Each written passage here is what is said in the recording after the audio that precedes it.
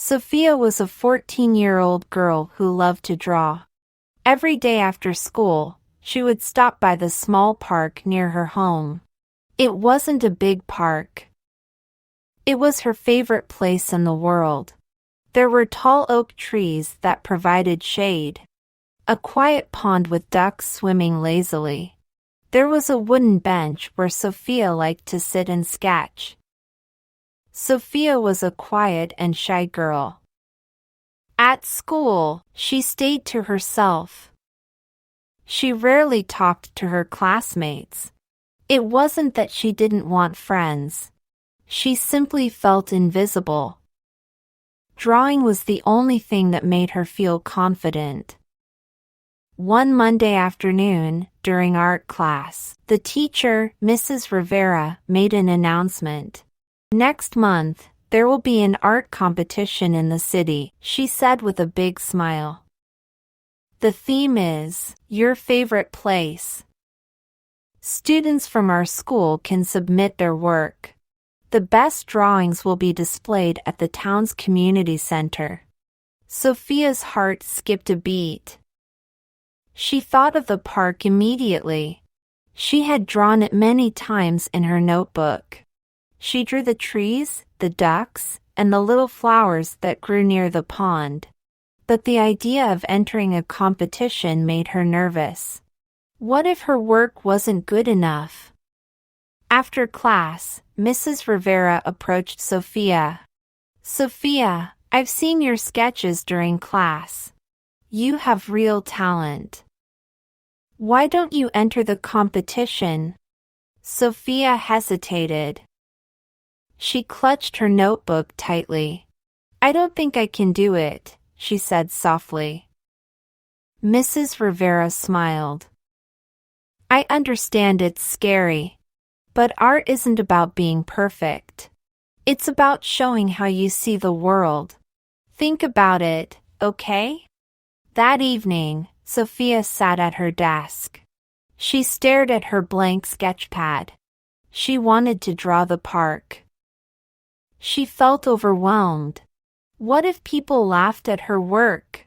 She sighed and closed the pad. She decided to take a break. The next afternoon, Sophia went to the park as usual. She brought her sketchbook and pencils. She hoped to find inspiration. She sat on her favorite bench and looked around. The sunlight filtered through the leaves. It created beautiful patterns on the ground. The ducks splashed playfully in the pond. A squirrel darted across the grass, searching for food. Sophia smiled and picked up her pencil. Slowly, she began to draw. She sketched the trees first, their tall trunks and wide branches. Then she added the pond. She carefully shaded the water to show its gentle ripples. She drew the bench she was sitting on. She even included the squirrel in the corner of the scene. Over the next few weeks, Sophia worked on her drawing every day. She paid attention to every detail. She observed the way the leaves looked in the sunlight. She noted the reflection of the trees in the pond. She used colored pencils to bring her sketch to life. She blended shades of green, blue, and brown to create a vivid image. The day of the competition arrived. Sophia felt both excited and terrified. She carried her drawing in a folder. Her hands were trembling. The competition venue was much bigger than she had imagined. There were rows of tables displaying beautiful paintings and drawings from students all over the city. Sophia looked around and felt small. The other artworks were incredible. They had bold colors and intricate details. She wanted to turn around and leave. Then she remembered Mrs. Rivera's words, "It's not about being perfect." She took a deep breath and walked to the registration table. She handed over her drawing. Her heart pounded as the judges placed it on display. Sophia spent the next few hours walking around the venue. She looked at other students' work. Some of the pieces amazed her. Others gave her ideas for her own future drawings.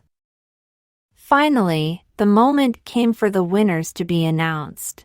Sophia's palms were sweaty. She sat in the audience. Her heart was racing.